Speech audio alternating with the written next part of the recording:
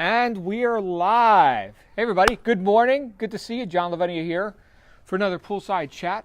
It's just around 9:40 in the morning here out in the desert in Phoenix, Arizona. Hope you're having a great day as well. I got an inspired idea while at the gym, which is typical. What's not typical is me being out here early because the sun's over there. I got this umbrella right here to just shade me a little bit. Usually you guys see me when the sun goes over the horizon there. But wanted to share something with you. Hey Jay, I see you here. Welcome to you. So I got this idea. I was remembering back when I was when I had become a top earner in my first big company, where I had myself and my wife, we had transitioned out of working jobs and getting into, well, in our case, making a lot of money from home. And most of that was offline at the time, but now we do a lot of stuff online. But I remember I'd become the top earner in an entire operation. And I was talking to my mentor. Oh my goodness, the pool guy is coming. Exactly at the time when I'm recording this. You guys get to see the pool guy. So that's cool. Hey, good morning, sir. How you doing? Good to see you. All right, welcome. Thank you. I'm just shooting a quick video. I'm on your way right now? No, come on in. Well, what's the name of your pool service? Aqua Blue Pools. Aqua Blue Pools. This guy takes care of pools really good. So if you're in Phoenix, you need pool service, Aqua Blue. So there's that. So what was I talking about? Anyway, this is a very unusual video for me. So I was talking to my mentor, and I was like, you know what? I'm looking to serve as many people as I can with what we're doing here. We've got a lot of people winning, but not really to the degree that they could. People. There's so much, money on the table here. There's so much that people could accomplish with this, and I'm wondering, what more could we do? Or is there something I'm failing to put my attention on that I could be, providing even better service? And he said something to me which stuck with me. It was very pleasing to my ego too. It was very pleasing. He said, "John, you're one in 10,000."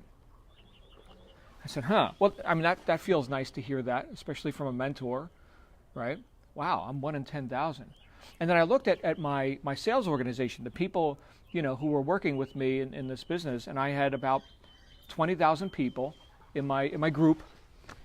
And sure enough, there was about 2 of them. No, it wasn't about 2. There were 2 of them who were operating at the level that I was operating, making millions and, all that. And I was like, that is true. That's 1 in 10,000. So I was thinking, and this is going to be of great benefit to anyone who intends to be 1 in 10,000, right? Now that number sounds very small, right? Like 1 out of 10,000. Certainly we could talk about, the top 2 or 3%. My friend Vic runs an organization called 4% Group, right? So it's like the 80-20 rule compounded on top of the 80-20 rule, right? So the 20% of the 20%, that would be 4%. And sure enough, you can look around any industry, any profession, any endeavor, sport, whatever, right? And you can find the top, 2, 3, 4% of the people who get the vast majority of the results. So what if you want to get into that group? Well, what I'm talking about is getting into the 1/10 of the 1% group, okay? And so the same principles apply. The same principles apply regardless of how high you're looking to shoot with this. So let's say you're looking to be something other than the 97 percenters, right? The rank and file, the hopefuls, the people who never quite get out of their own way. Here's what you do. And I'm going to condense this down into something I could spit out in like 30 seconds. Okay, but there's way more to talk about. A lot of times people say, "John, what's the one thing I should do to have the success, the results, and whatever?" And it's like, the one thing is to do everything that you should be doing. That's the one thing, is have integrity to all of it. It's a tall order. And right in that, we get the clues, right? So here's what I could tell you about being a top producer in whatever you do. Let's talk about money for a moment, because I know that's a taboo subject, and that's really what most people want, is to be more financially able, which solves a lot of problems in other areas too. So here's something that I heard years ago from a guy named Bob Proctor. Bob Proctor, if you don't know Bob, check out his stuff. The guy's like 80,000 years old, and he's still kicking it on stage. He's killing it, man. The guy's awesome.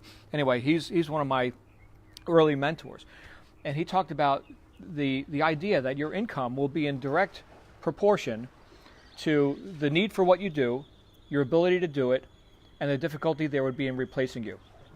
Those 3 things. The need for what you do, your ability to do it, and the difficulty there would be in replacing you. Let's look at those three things real quick. So the need for what you do, that suggests that there's already a demand. Well, if you're in sales and marketing, you can and should be at cause for increasing that demand. So it's not just about need. I'm going to go ahead and amend what he was talking about a little bit. It's not just about need, it's about want. People don't always buy what they need. In fact, most often they don't, right? I mean, you got thriving industries that are just based on, poisoning people and diminishing their life, and people buy it all the time, right? Drugs, porn, et cetera, et cetera.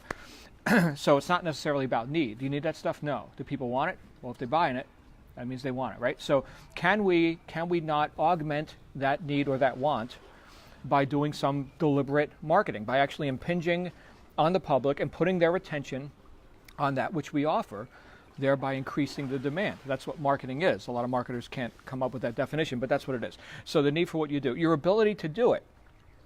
Your ability to do it. So that would be how committed are you to becoming competent? Yes, competent at what you do. People show up to observe and participate with competent people. Think about a race car driver, right? Do people go to NASCAR or NHRA drag races? Do they go to watch people drive slow and carefully? No, they go to watch people drive really friggin' fast, right? In like mind-boggling speeds that most people can't do that, right? So speed and competence go together. You want to go faster? Become competent, your ability to do it. And then number three, the difficulty there would be in replacing you. Aha! Now we're back to the 1 in 10,000. How many people are willing to commit themselves to that purposeful action consistently enough to possibly replace you? It's about 1 in 10,000. There's the hint. There's the hint right there. So when we come down to all of it, we boil the whole damn thing down. It's being committed to a purpose so consistently and so thoroughly, drinking the Kool-Aid, in other words, right? Drink the friggin' Kool-Aid. Like, drink it. Like, this is why we're here. This is the purpose of our organization. This is what we're doing. This is how we're serving people. This is your compensation for it, right? Don't look sideways, right? This is it. It's an infallible doctrine, so to speak, right? When you have that inside you, it's just what naturally comes out. What you put in is what comes out. Am I making sense, guys? Anybody getting anything out of this? Leave me a comment. Let me know if this makes any sense. Okay, so the difficulty there would be in replacing you. If you got 1 and 2 down, number 3 is pretty much done for you. You do not have to go, searching the interwebs or the marketplace very difficultly to find very poor service and to find, shoddy work and the whole idea of I just want it to be, the magic system does everything for me, get rich quick, click the easy button, anything but take responsibility, anything but that. My goodness, work avoidance is in fashion, my friends, in fashion. But if it's not in fashion with you, you're going to be damn near impossible to replace. Damn near impossible. How's that sound? Right? So the need for what you do, your ability to do it, the difficulty there would be in replacing you. And am I in your way? Are you good? You're good. Okay, very good. So, George says you're on point. Thank you, George. Jay, thank you, Jay. So, and I know this is like early morning stuff for people. A lot of people are at work right now. But I was just inspired. I wanted to share this with you. I got a meeting I got to go to here in just a bit. Here's the bottom line. In fact, I got this from Albert Gray, who was the one of the top people over at Prudential Corporation back in the 1950s. He said, if you've got like a group of salespeople, like you're a sales manager, and you've got a group of salespeople that are in a slump, he said, don't create like competition and admonishing people and punishment. That's not how you drive up production. He says, here's how you drive up production: get people refocused on purpose. Production takes care of itself. So if you get nothing else out of this, focus on purpose. Why are we here? Why are you here? What are you here to accomplish? What effect are you here to have? And if you assign cause to yourself, well, then you're effective, right? Cause and effect. Look in the dictionary, right? It's a really good book. So you want to be more effective? You want to be that 1 in 10,000? Be cause. Bigger cause than all the other little causes that are out there. Not just obstacles and things that you think could hold you back, like barriers and distractions and everything else, but also be more cause than anybody else in that space. Right? This is our argument for, raising yourself up head and shoulders above your so-called competition, right? Brand yourself, do something, show up, right? Show up. I did a previous video about, you know, the art of showing up, right? So anyway, that's good stuff. You can check out my previous videos. And if you like this, go ahead and give me a thumbs up, or you know, click the social buttons and like and subscribe. Follow me on Facebook. I'm going to be producing more videos like this. I'm going to go deeper into this, right? So I just gave you a couple little things. I could talk for hours about this stuff because I've studied it for 30 friggin' years. Not just intellectually studied it, but actually see what works in my life. So I'd like to save you 30 years. Subscribe to my stuff. Share this with anybody you think could be benefited by this. And I'm going to stop talking and let the pool guy finish cleaning the pool. Thanks for joining me here today. Hope you have an awesome one. I'll see you real soon. Bye-bye.